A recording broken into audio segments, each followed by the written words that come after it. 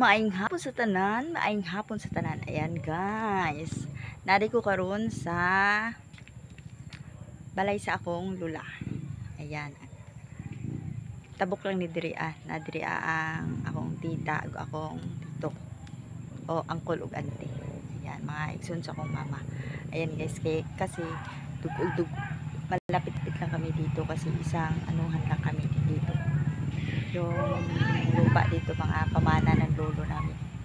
Ayun guys, kaya malapit-lapit lang kami. Ganun lang kami dito. Ganun. Ito guys, welcome to my vlog. Ayan guys, isa-tour ko kayo guys. Dito muna tayo guys. Choran. Ayan guys. Ito pala ang tinatawag na miracle fruit. Ayan siya guys. Sa mga hindi pa nakaalam kung ano talaga ito guys, pag-uwi ko talaga galing Subic guys. Umuwi ako dito, nakatikim talaga ako. Yung pinsan ko galing ding Manila, pagdating niya dito, gumawa siya ng wine mula dito guys. So, ito, di ba? Ang daming mga chika sa YouTube na ito guys, sa Facebook na ito daw guys ay gamot.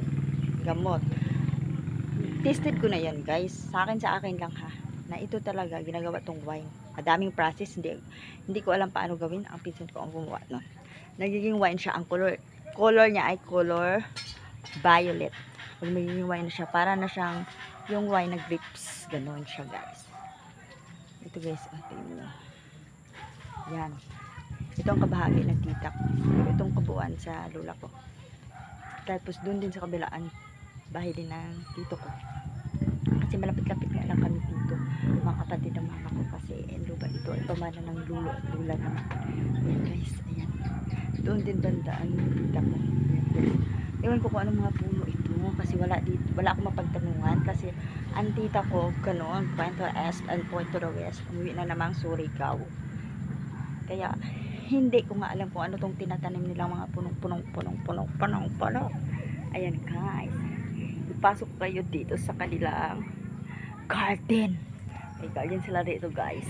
Ayan guys, charan, tingnan nyo guys, puno siya pero ang ganda niya. Kung titignan mo siya guys, lalo na sa personal, para siyang plastic, pero hindi siya plastic. Ayan siya guys ha, hindi siya plastic. Ayan siya guys. Lalaki pala siya. Kailangan pala siya kung itanim pala ito guys.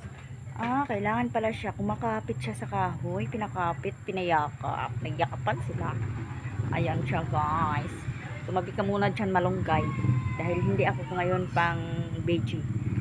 Ngayon muna ako ngayon, bulaklak. Pero love na love pa rin kita malunggay. Ayan guys, tignan nyo. Ito. Ewan ko kung anong mga pangalan nito, hindi ko alam. Basta hapon na, kaya madaliin na natin to. Tirahin na natin to. Ayan guys. Ito. Charan! Tignan nyo ba? Tignan nyo. Ayan siya guys. Ang ganda nyo guys, diba? Bulaklakan, tignan nyo. Huwag ako. Ayan siya guys. Maganda siya guys. Maganda siya, diba? Ayan. Papadilim na kasi.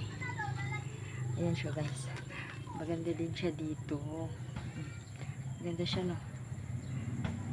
Ayan, diba? Maganda siya, madilim na siya guys eh. Kaya madali na natin. Ayan, ang dami mga bulaklak dito. Kaya bukas na lang ang iba guys ha. Kasi padilim na. Tapos naghanap na ngayon si Bibi sa akin. Ayan guys. Ayan. Madami talaga siya dito guys. Dami talaga halaman dito na. Ayan guys. Tignan nyo guys.